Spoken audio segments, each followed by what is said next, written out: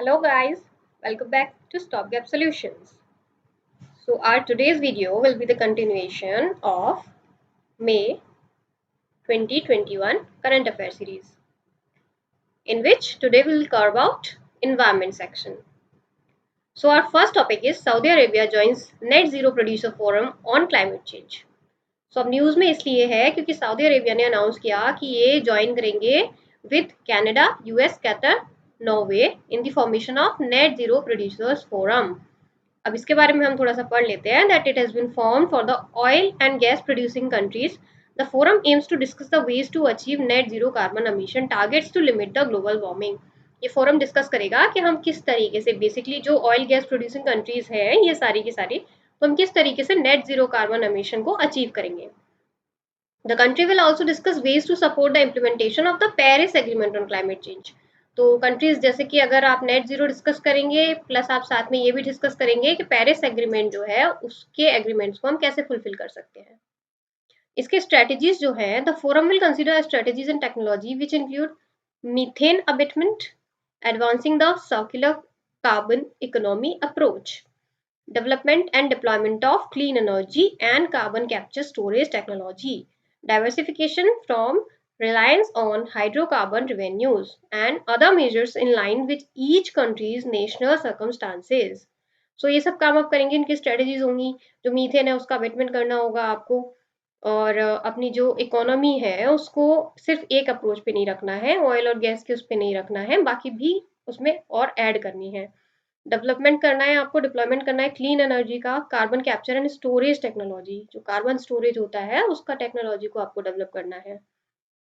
Diverse करना है हमको हाइड्रोकार्बन रेवेन्यूज से। Other measures in line which countries national circumstances, और बाकी जिस भी कंट्री का जैसा सर्कमस्टांसेस है वो उसके अकॉर्डिंग काम करेंगी। इसमें Qatar, the US, Saudi Arabia, Canada, Norway etcetera are collectively responsible for 40% of the global oil and gas production. तो ये जो जितनी कंट्रीज हैं, 4-5 कंट्रीज, ये पूरा कंट्री का 40% के लिए रिस्पॉन्सिबल है। Now targets of countries under Paris climate agreement.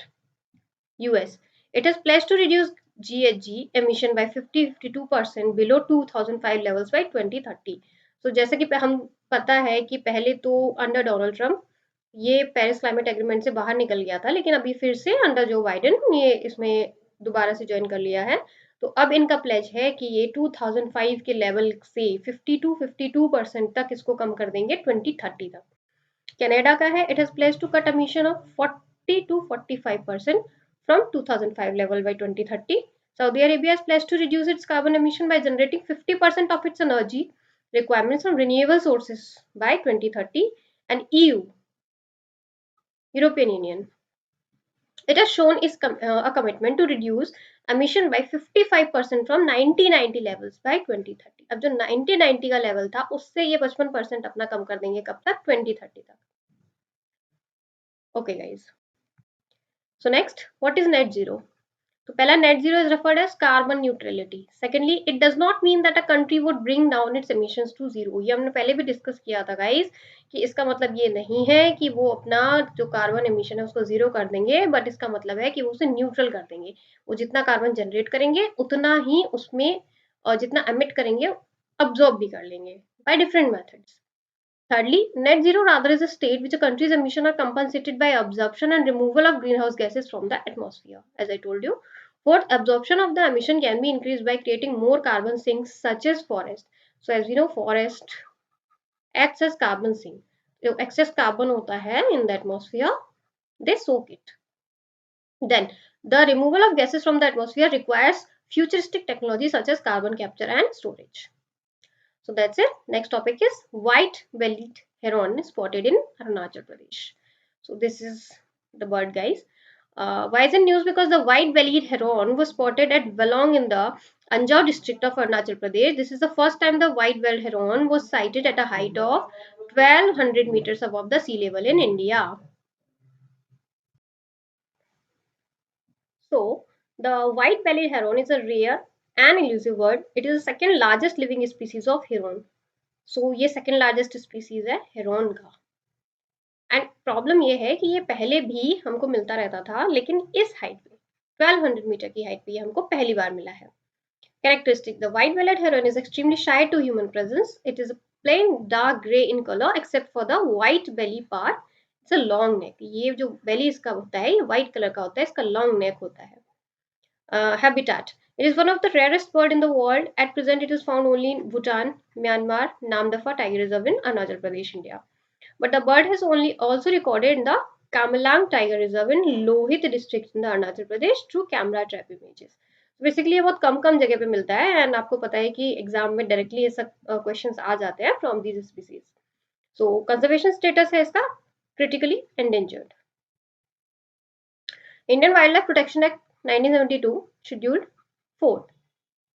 Now threats: loss and degradation of lowland forest and wetlands through direct exploitation and disturbance by human.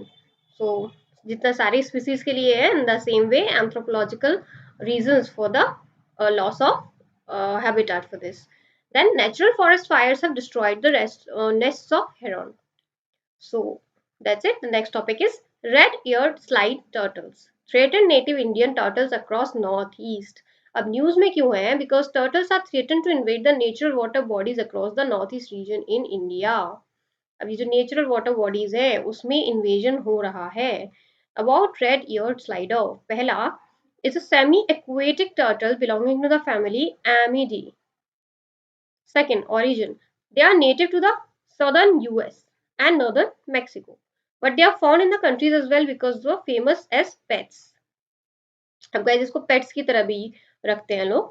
People keep the red-eared slide turtle as pets. They release them in natural water bodies after the outgrow an aquarium, tank और pool at home. अब आपने पहले इसको पाल लिया, रख लिया अपना पेट बना के, अब आपका एक्वेरियम छोटा सा हो गया, जब ये बड़ा होता है तो फिर आप इसको नेचुरल वाटर बॉडी में छोड़ देते हैं.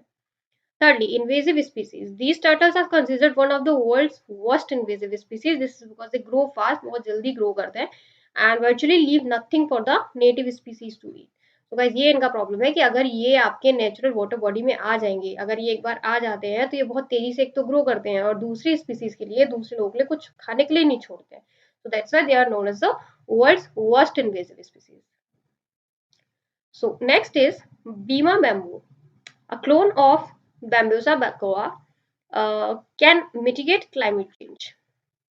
न्यूज में इसलिए है बिकॉज तमिलनाडु एग्रीकल्चर यूनिवर्सिटी तनाव had designed an oxygen park within its premises at Coimbatore with Bima bamboo. एक ऑक्सीजन पार्क बनाया. तो गाइस अगर ऐसा क्वेश्चन आ जाता है, which of the following state has made an oxygen park, so it's Tamil Nadu. So अब इसके बारे में पढ़ते हैं. भीमा बेम्बो और Bhima bamboo is a superior clone selected from bambusa balcooa. It is a higher biomass yielding bamboo species. थोड़ा इसमें biomass ज्यादा है. A clone is an animal or plant that has been produced artificially. For example, it may be produced in lab from the cells of another animal or plant. A clone is exactly the same as the original animal or plant. So यहाँ पे clone के बारे में discussion है guys. Clone ऐसा है जो artificially बनाया जाता है in the lab with a cell. अब ये जिस भी चीज के, जिस भी उसके सेल से बनेगा तो ये exactly हूबहू उसी के जैसा दिखता है. Developed by, it has been developed by N. Bharati of Gromor Biotech Limited, the agri technology company based at Hasor, Tamil Nadu. Not that important guys. The method used, अब इसमें जो method use किया गया है, that is Bima bamboo has been developed by the conventional breeding method. It is not product of the genetically modified organism. ये एकदम natural breeding conventional तरीके से बनाया गया है. इसमें कोई भी genetically modified organ का use नहीं हुआ है. About Bambusa belcoa. So it's also known as the female bamboo. Is a tropical clumping bamboo. It is native to the northeastern India. It is also spread in the region of Indochina.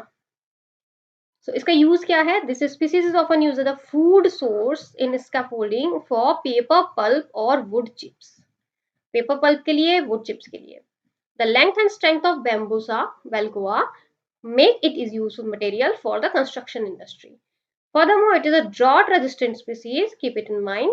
With low rainfall requirements, it can reach yields upwards of 100 metric tons per hectare. अब देखिएगा इसका pulp वगैरह के लिए भी use हो गया, would chips के लिए भी यूज हो गया, इंडस्ट्रियल यूज भी हो गया और लास्ट आपका इसका यील्ड भी बहुत अच्छा है. So it's a win win situation for them. So next is how white flies are damaging crops in India. अब व्हाइट फ्लाइज जो हैं वो क्रॉप्स को कैसे डैमेज कर रही हैं. सो एक स्टडी किया हमारा आईकार ने. National bureau of agriculture insect resource invasive white fly species are increasing in India. So study में पता चला जो इन्वेजिव व्हाइट फ्लाइज हैं वो हमारे यहाँ बढ़ रही हैं। White flies are sap sucking insects, they are members of the insect family Alinoidae order Homoptera. These insects become abundant during warm climates and are found on house plants and greenhouses. अब इसका origin है, most of the white fly species are native to the Caribbean island or Central America. India, around 8 types of white fly species हमारे 8 type की मिलती है. The first invasive white fly was reported from Kerala 1995 में. These species are now distributed throughout the India except Jammu and Kashmir. Jammu and Kashmir में नहीं है, बाकी through out India है. Invasive species, white fly species reduce yield and also damage crops. So ये जो crop होता है हमारा, उसका जो सबसे पहले तो उसे डैमेज करती है, उसका जो yield होता है उसे कम कर देती हैं. Hence they are considered as invasive species. These insects excrete sticky honeydew and cause the yellowing or death of leaves. एक चिपचिपा सा सब्सटेंस ये निकालती हैं, रिलीज करती हैं, जिससे कि जो लीव होती है वो धीरे धीरे मर जाती है, येलो हो जाती है. अब इस स्टडी का की फाइंडिंग क्या है? Expanding host range. White fly species are expanding their host range species on which they feed. Species host range क्या होता है? वो स्पीसीज पे फीड करती हैं on vulnerable plants like coconut पे, बनाना पे, मैंगो पे, sapota, guava, cashew, oil palm, and important medicinal plants also, guys. So reasons for expanding the host range of all whiteflies increasing due to their polyphagous nature. अब polyphagous nature का मतलब ability to feed on various kinds of food. बहुत type के food के ऊपर ये लोग rely कर जाते हैं, खा लेते हैं उसको. एंड prolific breeding, और ब्रीडिंग भी इनका बहुत अच्छा होता है. Resistant to available insecticides. अब इनका प्रॉब्लम ये है, हम इनको ज़्यादा से रोक भी नहीं सकते क्योंकि अभी जो हमारे पास इंसेक्टिसाइड्स अवेलेबल हैं ये उसके लिए रेजिस्टेंट हो चुकी हैं. Now suggestions: monitoring of whitefly species. The administration should ensure continuous monitoring of the whitefly species, their host plants and geographical expansion. इनका कोई आपके पास ऐसा नहीं है पर्टिकुलर आंसर कि आपको इसके लिए क्या करना चाहिए, but the more we can do is just monitoring of these things. Then phytosanitary measures, सफाई रखनी चाहिए obviously. Then awareness among the citizens and biological control method. So the whitefly are getting difficult to control by using synthetic insecticides. Therefore naturally occurring insect predators, जो natural ऐसे predators होते हैं जो ऐसे छोटे छोटे insects खाते हैं, उनको हमें use करना चाहिए इसके लिए. That's it guys. So next our topic is International Day for Biological Diversity. So IDB, it's observed every year on 22nd May. UN, United Nations, has proclaimed May 2022 as the International Day for Biological Diversity to increase understanding and awareness of the biodiversity issues. So पहले December 29 was designated as this day, but in 2000 UN General Assembly chose 22 May to mark the day. Secretariat of the Convention on Biological Diversity announces the theme each year. अब इस साल का जो theme है, We are part of the solution. Means अगर कोई problem है, अगर उसका सोल्यूशन है, so it's we only, we are the part of the solution. It's a continuation of 2020 theme, our solutions are in nature. So हमारा पिछला theme ये था and this time this. The theme serves as a reminder that biodiversity remains the answer to several sustainable development. Okay guys, so our next topic is, so basically ये हमारा यहाँ खत्म हो जाता है मेजर टॉपिक्स. अब हम इसके बारे में थोड़ा सा जो फैक्टली टाइप के क्वेश्चन है वो डिस्कस कर लेते हैं जो डायरेक्ट प्रीलिम्स में आ जाते हैं. So first is network for greening the financial system. Reserve Bank of India has joined the network for greening the financial system. Reserve Bank ने इसको join कर लिया as a member and it was launched at the Paris 1 Planet Summit in December 2017. If they ask you that it is in 2018 or 19 or something, so no, it was in 2017. It's a group of central banks and financial supervisors. The NGFS aims to accelerate the scaling up of green finance and develop recommendation for central banks' role in climate change. So अपना role सब लोग play कर ही रहे हैं, so why not these banks also. Next is WWF report on snow leopards. So WWF, World Wildlife Fund for Nature, has released a report. Its title is Over 100 Years of Snow Leopards Research, a partially explicit review of the state of knowledge in the snow leopard range. The report provides a comprehensive review of the research carried out across the snow leopard range. It also identifies gaps that need to be addressed to ensure effective snow leopard conservation. So basically ये snow leopard जो हमारा होता है उसे conservation के लिए है पूरा रिपोर्ट देती है कि कैसे कैसे कहाँ कहाँ पे ये हैं, अभी रह रहे हैं, इनका रेंज क्या है, एंड ऑल्सो जो भी इनके कंजर्वेशन में जो गैप्स हैं जिनको हमें फिल करने का जरूरत है उसको भी आइडेंटिफाई करता है. Then our nature is a globalized world. International Union for Conservation of Nature has released a report titled. अब गाइज ये नाम आप याद रख लीजिएगा और इसको किसने रिलीज किया है ये भी हमको याद रखना पड़ेगा. So nature in a globalised world, conflict and conservation. The report focuses on complex relationship between nature and armed conflict. So guys ये हमारा पार्ट खत्म हो गया एनवायरमेंट सेक्शन का, and I am thinking to continue it with the IR section because बहुत छोटा छोटा topic है एंड आई थिंक कि हम इसको जल्दी से कवर कर लेंगे. So our first topic in IR is Immunization Agenda 2030 or IA 2030 launched on World Immunization Week. So global agencies like WHO, UNICEF, Gavi and others have launched the Immunization Agenda 2030 during the World Immunization Week. So this week it is celebrated every year in the last week of April. It aims to promote the use of vaccines to protect people of all ages against disease. अब इस साल का जो theme है 2021 का, Vaccines Bring Us Closer. So about immunization agenda, अब इसके बारे में हम थोड़ा सा पढ़ लेते हैं. It's such an ambitious, overreaching global vision and strategy for vaccine and immunization for the decade 2021 to 2030. So अभी ये 10 साल इसके लिए डिजाइन किए गए हैं for the vaccination. So इसका है vision, a world where everyone, everywhere, at every age fully benefits from vaccines for good health and well-being. So basically सबको कहीं भी कैसे भी हर एज पे सबको ये लगना है, वैक्सीनेशन उनका होना है.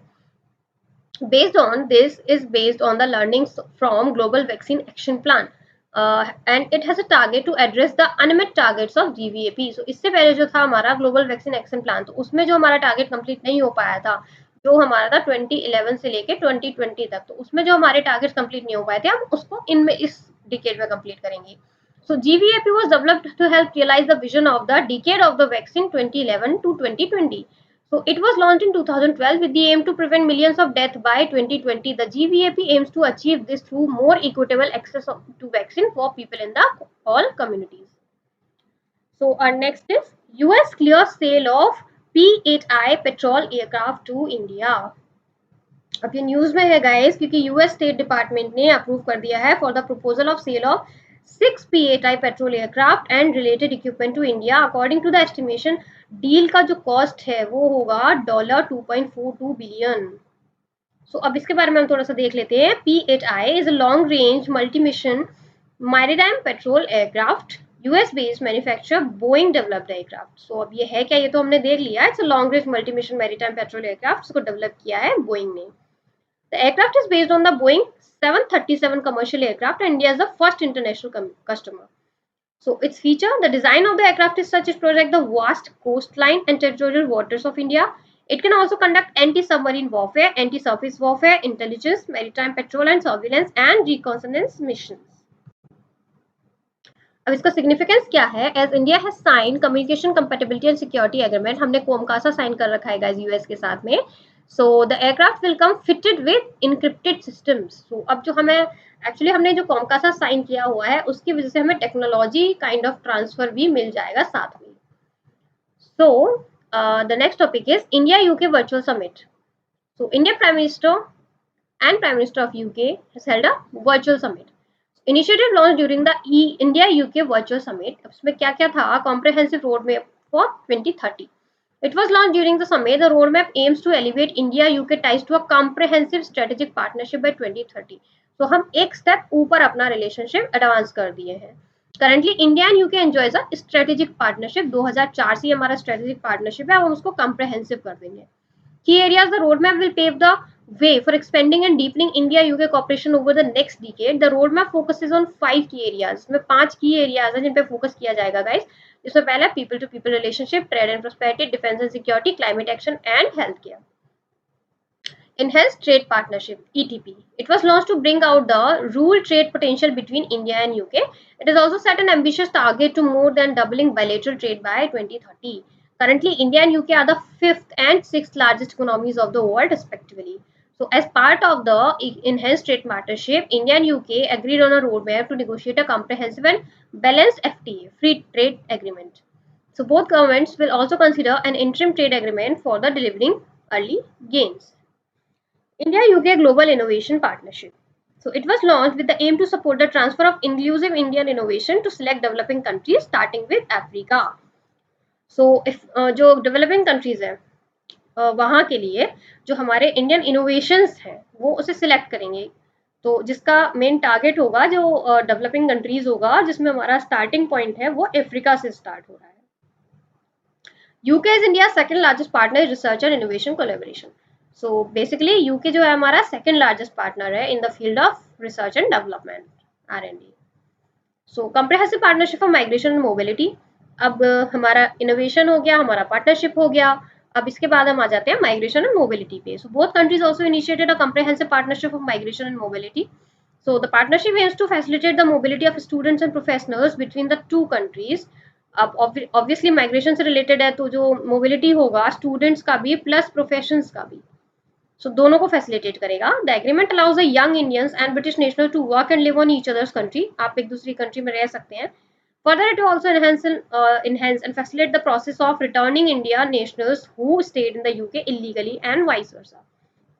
So guys, ये problem हमारे यहाँ से बहुत होता है कि हमारे यहाँ से इलीगली लोग वहाँ जाते हैं एंड रहते हैं, तो अभी क्या होगा कि अगर किसी को वहाँ से वापस आना होगा तो वो थोड़ा सा ईज हो जाएगा उनको वापस आने के लिए। एंड द सेम वे अगर यहाँ पे कोई ऐसा इलीगल माइग्रेंट है जो यहाँ रह रहा है तो उसको भी अपना कंट्री में रिटर्न करने के लिए ईज हो जाएगा।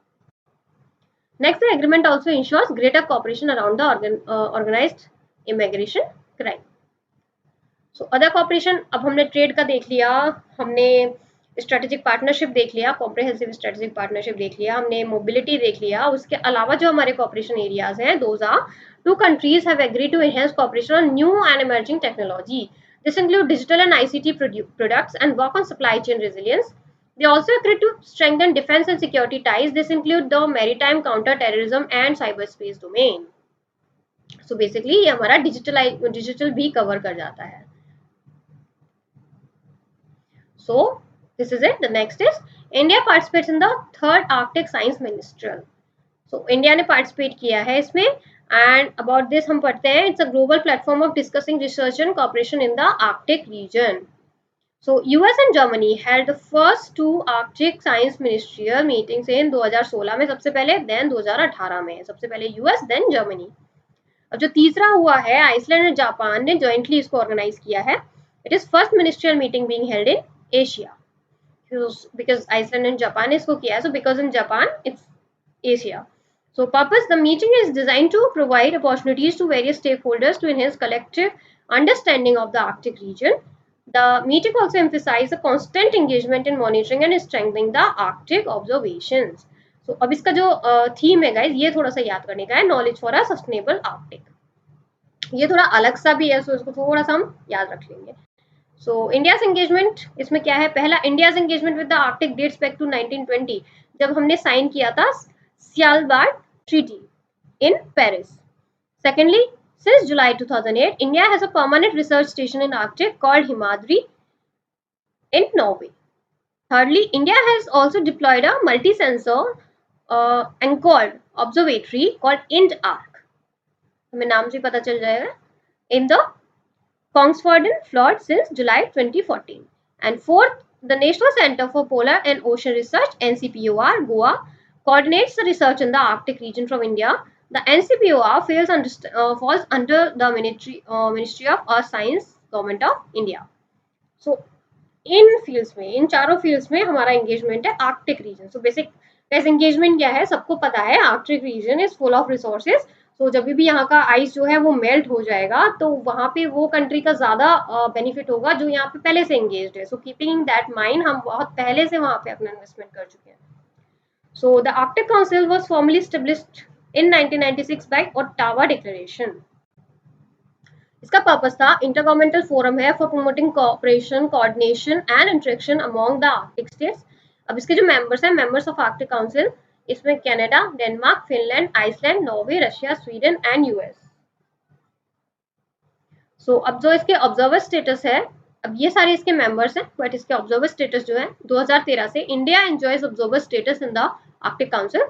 12 other observe countries are Japan है, China, France, Germany, UK, Italy, Switzerland, Poland, Spain, Netherlands, Singapore, and South Korea. That's it. The next topic is volcanic eruption occurs in Indonesia's Mount Sinabung. अब Indonesia का mount Sinabung है, उसमें eruption हुआ है जिसमें आपका बहुत सारा वॉल्केनिक एश एंड स्मोक, जिसका आपका 3000 मीटर्स और we can say 3 kilometres up to the sky. About Mount Sinabung. So Mount Sinabung is located in North Sumatra in Indonesia. It is among more than 130 active volcanoes in Indonesia. Indonesia is prone to seismic upheaval due to its location on the Pacific Ring of Fire. So guys, जैसा कि हम जानते हैं कि ये जो पूरा area है पैसिफिक ओशन वाला, it's called Pacific ring of fire because यहाँ पे बहुत सारे ऐसे वॉल्केनोज हैं जो टाइम टू टाइम इरप्ट करते रहते हैं. So the volcano was dormant, 400 साल से dormant था before exploding in 2010. It exploded again in 2014 and then 2016 and then now. Next, Taliban captures Dahla Dam in Afghanistan. So ये news में है because Afghanistan का जो सेकंड बिगेस्ट डैम है दहला डैम, उसको तालिबान ने कैप्चर कर लिया है. तो about Dahla dam, firstly it's also known as the अर्गाबाद dam. It's located in Kandahar province in Afghanistan. Secondly, इसको बनाया था यूएस ने 70 साल पहले 1952 में. Thirdly, dam is built on the Arganda River. It provides irrigation to farmers via a network of canals as well as drinking water for the provincial capital. Wait a minute, let me clear it. Yeah. तो ये जो dam है उसको बनाया तो US ने था 70 साल पहले. ये काम आता है क्या, अर्गंदाब जो रिवर है उसके ऊपर ये बना हुआ है. वहाँ के फार्मर जो है उसको इरिगेशन के लिए यूज करते हैं एज वेल एज जो वहाँ के लोग हैं इसको ड्रिंकिंग वाटर के पर्पज के लिए यूज हो जाता है. So dams built by India and Afghanistan. अब हमने ये पढ़ लिया तो हम ये पढ़ते हैं कि हमारे यहाँ से इंडिया ने वहाँ कौन कौन से डैम बनवाए हैं. सो फर्स्ट इज शहतूत dam. It is a proposed dam to be built by India in Kabul River Basin in Afghanistan. Second is Salma Dam. It's a dam located on Hari River in the Herat province of Afghanistan. Since this dam is constructed by Government of India, the Afghan cabinet has renamed the Salma Dam as Afghan-India Friendship Dam. So that's it. Next is Indian Navy host Goa Maritime Symposium 2021. So अब इसके बारे में पढ़ते हैं. Firstly, the Indian Navy under the aegis of Naval War College Goa hosted the Maritime Symposium. Indian Navy ने इसको host किया है. Secondly, इसका ऑब्जेक्टिव है it aims to build capacity amongst the Indian Ocean region navies to tackle emerging common maritime threats. जो common maritime threats हैं basically we all know कि पूरे एशियन रीजन में, पूरा इंडो चाइना रीजन में, Indo Pacific region में threat कहाँ से आता है, तो उसको टैकल करने के लिए हमको ये टाइम टू टाइम ऐसी एक्सरसाइजेस करनी पड़ती है. थर्डली, पार्टिसिपेटिंग कंट्रीज जो होंगी उसमें naval represented from 13 Indian ocean littoral countries participated, जिसमें है India, Bangladesh, Comoros, Indonesia, Madagascar, Malaysia, Maldives, Mauritius, Myanmar, Seychelles, Singapore, Sri Lanka and Thailand. So basically Indian ocean जो रिम नेशंस हैं, जो लिटोरल कंट्रीज हैं, उन्हीं ने इसमें पार्टिसिपेट किया. जो इसका थीम है maritime security and emerging non traditional threats, a case for proactive role for IOR navies. So ये इसका थीम है, बहुत बड़ा है, याद रखने का जरूरत नहीं है. Next is India loses Farzad B gas field project on Iran as Iran decides to develop it domestically. So ये हमारा न्यूज था कि इंडिया ने जो भी है हमारा लूज कर दिया है फरजाद बी गैस फील्ड को, इस प्रोजेक्ट को, क्योंकि ईरान ने डिसाइड किया है कि वो इसे डेवलप करेंगे लेकिन डोमेस्टिकली खुद से डेवलप करेंगे. So this is a setback for India's energy ties with Iran, as ONGC has been a part of ongoing cooperation of the gas field. So इसके बारे में हम थोड़ा सा पढ़ते हैं. It's an offshore natural gas field located on the Iranian side of the Persian Gulf. The gas field was discovered by 2008 by a consortium of 3 Indian companies led by state-owned ONGC, Videsh, Indian Oil Corporation and Oil India. So हमारी ही 3 company थी जिसने इसको find किया था. And then the gas field hosts 23 trillion cubic feet of in-place reserves. Of these, about 60% is recoverable. It also holds gas condensates of about 5,000 barrels per billion cubic feet of gas. So इतना energy वहाँ पे generate हो सकता था, वहाँ से हम निकाल सकते थे, but we have lost it. So consequence के क्या है? In 2010 सीक्वेंसेस इसमें जो शुरू से हुआ है, ऑल ऑफ अ सडन कोई भी नहीं हो जाता. ईरान ने ही डिसीजन लिया because of the certain factors. So now will discuss what are those factors. So in 2010, negotiations between the consortium led by ONGC and National Iranian Oil Company to develop the gas field stalled due to the sanctions against Iran by the US and EU. अब जैसा कि हमको पता है Iran के ऊपर EU और US दोनों ने सैंक्शंस लगा के रखे हैं, तो उसकी वजह से जितने भी प्रोजेक्ट्स वहाँ चलते हैं वो सब स्टॉल्ड हो गए हैं, वो फ्रीज हो गए हैं. So however the sanctions were lifted after the JCPOA जो आया था, लेकिन हमको पता है कि जो ट्रम्प के टाइम पे JCPOA जो था उसको भी डिलीट कर दिया गया था और फिर से ईरान पे सैंक्शंस लगा दिए गए थे. तो फिर 2018 में एज आई सेड कि फिर से इसका हो गया था, ब्रेक हो गया था. Then India also froze energy ties with Iran because of the US threats in 2018. अब बिकॉज अंडर डोनाल्ड ट्रम्प उन्होंने JCPOA कैंसिल कर दिया था और फिर से ईरान पे सैंक्शंस लगा दिए थे, तो इंडिया को भी उनकी बात मानते हुए, यूएस के थ्रेट्स को मानते हुए अपने सारे प्रोजेक्ट को वहाँ फ्रीज करना पड़ गया. So in 2020 India has said that it would develop the field on its own and it might allow Indian involvement later. So अभी 2020 में ईरान ने डिसाइड किया कि वो इंडिया को इससे बाहर रखेंगे, डोमेस्टिकली डेवलप करेंगे, बट अगर इंडिया चाहे तो बाद में इसे रीजन कर सकता है. Further, in May 2021, the Iran Oil Ministry said that a contract had been signed with a domestic company in Iran to develop the gas field. So finally, in May 2021, they have decided that they will develop this project on their own. अब India ने response क्या दिया? Obviously, we are not very happy. So the Ministry of External Affairs has said that there is a possibility of India becoming a part of the project in the Farzad B gas field, Iran, at a later stage. So India ने बोला बहुत ही politely कि हो सकता है हम इसको बाद में ज्वाइन करेंगे.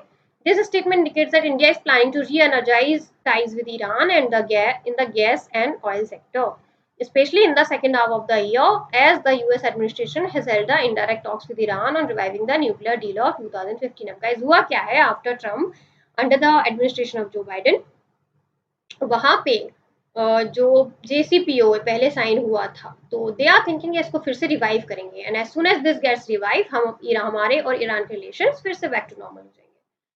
So that's it. Here, UK's Electronic Travel Authorization Scheme. अब ये है क्या? It has announced plans for a fully digital border with the launch of Electronic Travel Authorization Scheme. So UK ने डिसाइड किया है, ये अनाउंस किया है कि जब भी ये फुल्ली लॉन्च हो जाएगी तो उसके बाद में उसके जो बॉर्डर है वो पूरी तरीके से डिजिटलाइज हो जाएंगे. सो ये scheme is similar to US style electronic travel authorisation. ये यूएस के style electronic authorisation and travel authorisation के बिल्कुल जैसा ही है. It will pre check the travellers coming to the UK. अब ये जो है जैसे यूएस पहले से चेक करते हैं वैसे ही अब ये भी चेक करेंगे, जो भी ट्रैवलर हैं आ रहे हैं उन्हें पहले से चेक किया जाएगा. Under this visitors without a visa और immigration status have to apply for an electronic permit before coming to UK. अभी विजिटर्स जिनके पास वीजा नहीं है, इमिग्रेशन स्टेटस उनका कुछ प्रॉपर नहीं है, तो उनको इलेक्ट्रॉनिक परमिट के लिए अप्लाई करना पड़ेगा यूके जाने से पहले. Among those who would need the electronic travel authorization would be people arriving for short holidays, जो छोटे छोटे हॉलीडेज मनाने के लिए आएंगे या कोई चेंजिंग फ्लाइट्स हैं यूके में उसके लिए आएंगे, तो उनको इसके लिए अप्लाई करना पड़ेगा. However, people who wish to stay in the country for a long period of time, for example over 6 months, would need to obtain a visa rather than a ETA. तो guys ये हो गया एक पास छोटा सा मतलब ये आपका लॉन्ग रोड हो गया एंड ये हो गया उससे पास, इसको बाईपास करने के लिए.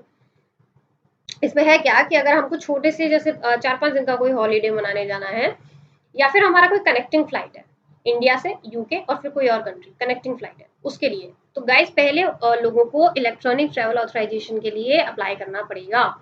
हाँ, अगर वो ज्यादा दिनों के लिए जाते हैं तो उन्हें रेगुलर वीजा वाला जो प्रोसेस है उसको फॉलो करना पड़ेगा.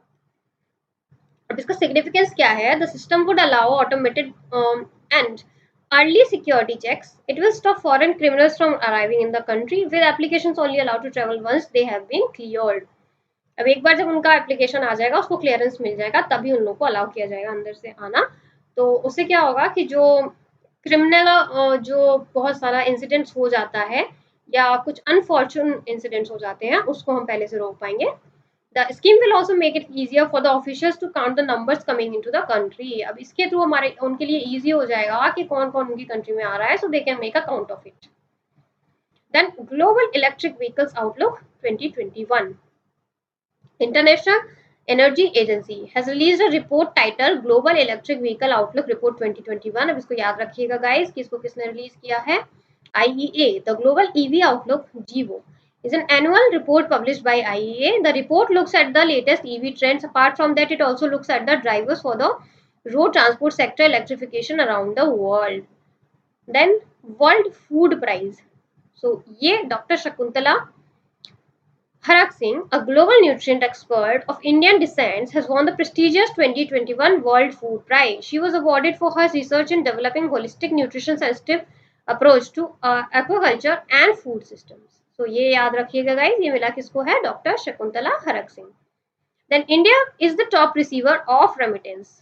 As usual guys, हमेशा इंडिया टॉप रेसिपिएंट्स पे रहता है रेमिटेंस की रिसीविंग के मामले में. The World Bank has released a report titled Migration and Development Brief 2020. India has received the highest amount of remittance in 2020. This was followed by China, then Mexico, then Philippines, Egypt, Pakistan, France, and Bangladesh. Then Global Report on Food Crisis 2021. So Global Network Against Food Crisis, GNAFC, has released the Global Report on Food Crisis 2021. ये 55 country पे focus करती है guys for account of 97% of the humanitarian assistant. Also, the report depicts the acute food insecurities and malnutrition situation in countries chronically vulnerable to food crisis. These countries often affected by fragile agri-food systems. So, जहाँ खाने का बहुत ज़्यादा problem है, food security नहीं है, खाने को लोगों को मिल नहीं पाता है, उधर ये फोकस करते हैं. सो global report on food crisis 2021. सो आज के लिए गाइज इतना ही. If you feel this session was worth watching, please like, comment, share and subscribe. Thank you so much.